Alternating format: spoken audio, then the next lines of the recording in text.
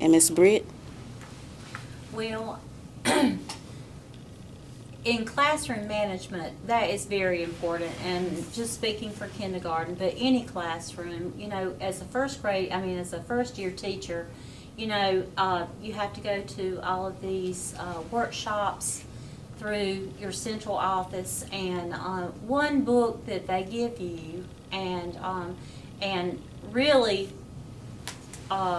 tell you to read and read all of it is Harry Wong has a classroom management book, and that is a lifesaver. That'll be like your school Bible in classroom management. And kids do not like changes. They like everything in order, and they like I don't know what I've tried to say, but they like for you to have a schedule, set pace, and make sure that you don't, like Ms. Cressup said, no downtime, let everything flow, one thing after the other, not give them a chance to have bad behavior, and I personally believe in positive reinforcement, always saying something good about your children. In kindergarten, they come from different walks of life. Some have gone to more at 4 and some have not. And so you have to establish a relationship with your child or children to make sure that they're doing what they're supposed to. I guess that's about it. Okay. And you're talking about all the responsibilities you have as a teacher. And being a new teacher, how do you handle all the stress that comes with the responsibilities of a teacher? Because it can be overwhelming. Honestly, the way I handle stress, like the way I handle not just my stress in the classroom, but when the kids are stressed and everything, you have to allow some sort of fun in your class. You can't be like I'm a big guy, play sports and everything. You can't be serious all the time.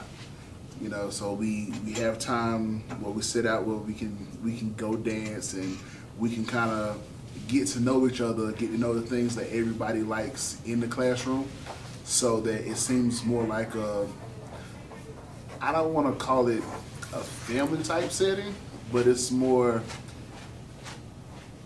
I can't really think of any other way to call it but a family. They know that, yeah, I'm the person in charge, but during set times throughout the day, when we're dancing, I'm up dancing with them. I'm not just sitting back typing on the computer getting more stressed out.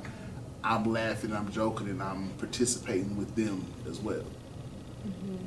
One thing that really helps me in the classroom with my stress level is in college I read some book, I don't know what it's called, I'm sorry, about expectations and expectations for students. And sometimes, although we have great expectations for our kids, you have to remember they're only 6 years old, and think of the certain behaviors that are common for a 6-year-old. So if they don't get the directions the first time, it might not be because they're not listening or they're not trying. It might just be because they're 6 years old and they might need it explained more than once. So always keeping that in the back of my mind and not getting frustrated with them the first time, but really thinking back down onto their level and their expectations of what they need to be doing and how they do it and how they process information and directions really helps me not want to throw things across the room when they're not listening the first time.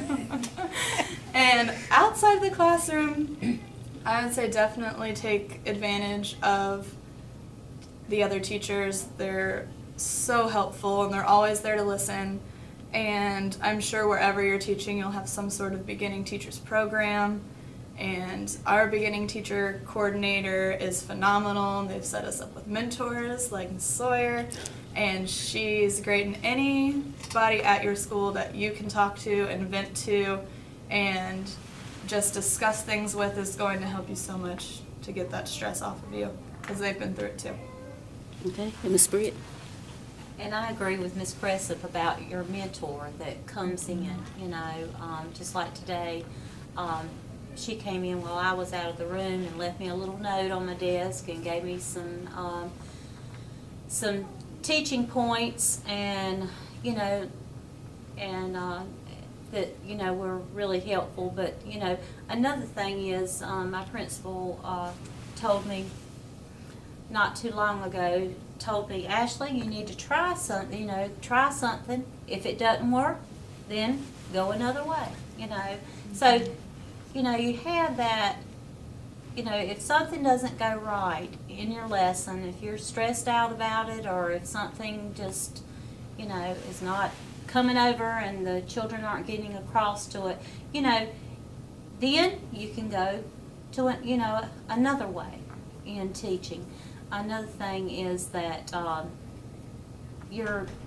of your peers that you have, they've always been so nice, and you can always ask them questions, and it's always good to find out what others are doing, because that will help, and it will lessen your stress. Okay, so it sounds like teaching is a continual learning experience. Yes. Yes. It And you is. learn by trial and error, basically. So we have time for one more question. What do you wish you had learned in college to prepare you for your job as a teacher? For my class, not just as a teacher, what I wish I would have learned was, I had to have my head in what I'm thinking. I'm sorry. I guess I had to learn. I wish I had learned to be willing to go out and ask people for help instead of trying to do everything myself and just try to solve every problem. I wish I had learned more about the abilities that I deal with, instead of just finding things out and learning the kids. Whenever you get your class list and you try to find things out about them and you hear about these disabilities, research it, because the more you know, the easier it will be to deal with it. And trying to do things by yourself without any help is really hard.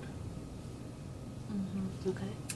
There are two things that I wish I had learned in college. One,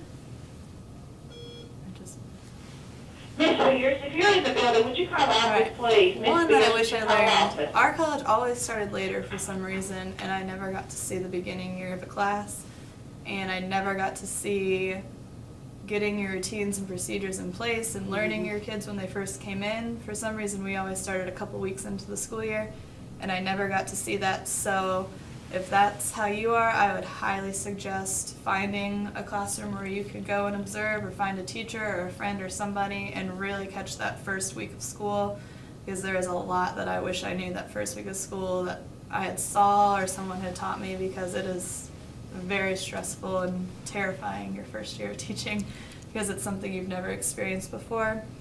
And second, I wish that they would have taught me more of how to plan through a pacing guide or through standards. Because when I was teaching, it was, here are all the standards for first grade.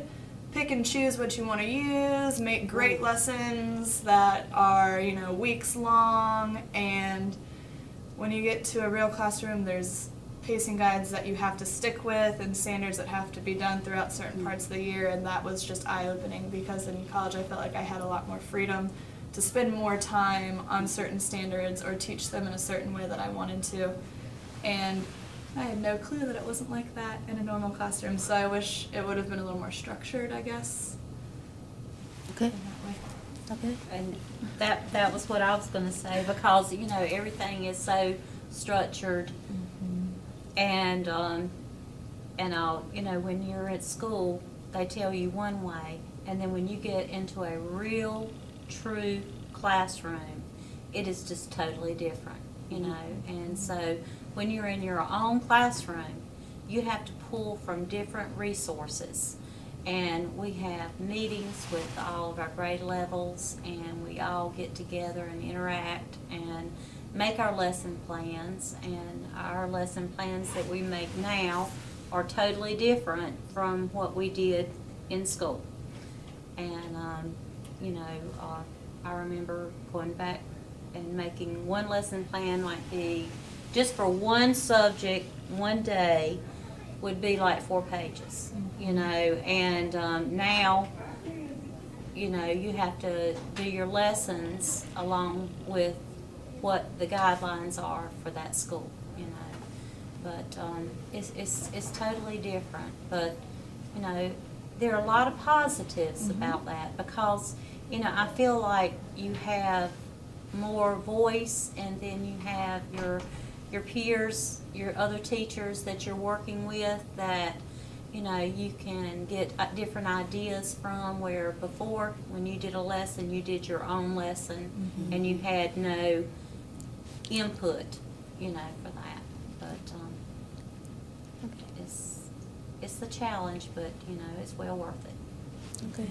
Well, we'd like to thank Mr. Ellaby, Ms. Cressup, and Ms. Britt for sharing their experiences as beginning teachers.